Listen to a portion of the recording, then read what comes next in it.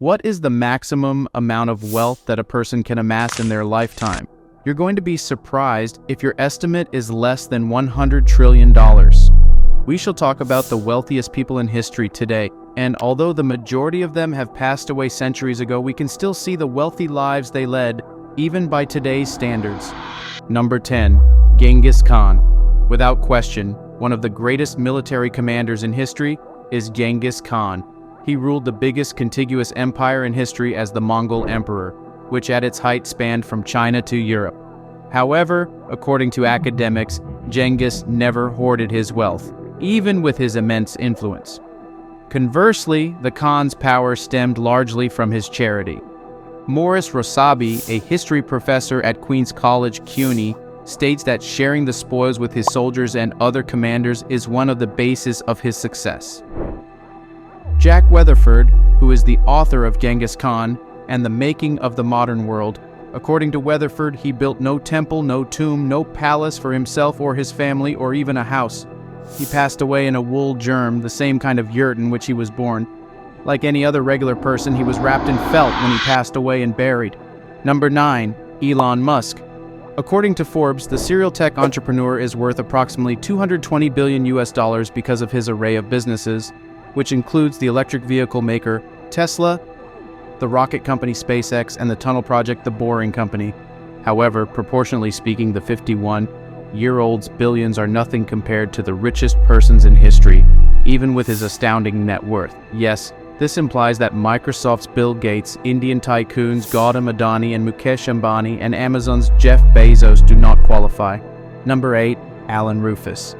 Rufus, William the Conqueror's nephew, accompanied his uncle in the Norman invasion. The writers of The Richest of the Rich, Philip Beresford and Bill Rubenstein, claim that he passed away with £11,000, which was equivalent to 7% of England's GDP at the time. In 2014 values, that would be equivalent to $194 billion. Number 7. John D. Rockefeller. By 1880, Rockefeller Standard Oil Corporation accounted for 90% of all oil output in the United States. He had started investing in the petroleum industry as early as 1863. In his 1918 federal income tax return and estimates of his total wealth, which amounted to nearly 2% of the U.S. economic output that year, according to data compiled by Measuring Worth, the U.S. did not keep official records on national income until 1932. Rockefeller was valued at about $1.5 billion, according to his obituary in the New York Times. In 2014, the same economic share would have been worth $341 billion. Number 6. Andrew Carnegie. Although Andrew Carnegie is arguably the richest American of all time, Rockefeller receives all the attention. In 1901, the Scottish immigrant sold J.P. Morgan his company, U.S. Steel, for a sum of $480 million. This amount, which is comparable to just over 2.1% of the U.S. GDP at the time, gave Carnegie the economic power of $372 billion in 2014. Number 5. Joseph Stalin.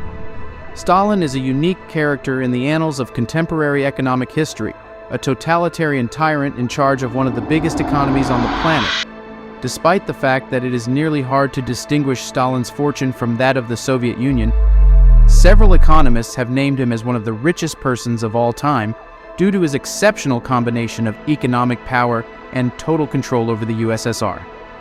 Their logic is plainly understandable. 3 years prior to Stalin's death, in 1950, the USSR accounted for around 9.5% of the world's economic production, according to OECD data. That amount of production in 2014 would have been the equivalent of around $7.5 trillion. Stalin could use the Soviet Union's economic might for any purpose he desired, even if the money didn't technically belong to him. Number 4. Akbar I.